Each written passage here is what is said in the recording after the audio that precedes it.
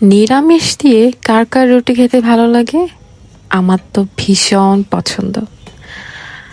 If you like my videos please like comment share. আসসালামু আলাইকুম, সবাই কেমন আছেন? আমি আলহামদুলিল্লাহ অনেক বেশি ভালো আছি।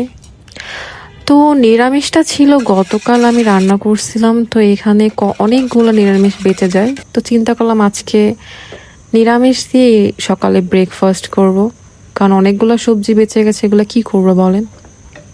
তো এরকম নিরামিষ দিয়ে রুটি খেতে কিন্তু আমার অনেক ভালো লাগে।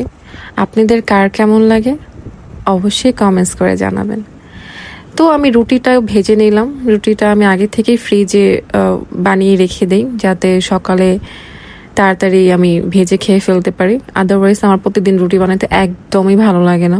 আমার ব্রেকফাস্ট তো দেখলেন, আপনারা কে কী দিয়ে নাস্তা করেছেন অবশ্যই আমাকে জানাবেন। আজকে এইটুকুই, সবাই ভালো থাকবেন, আল্লাহ হাফেজ।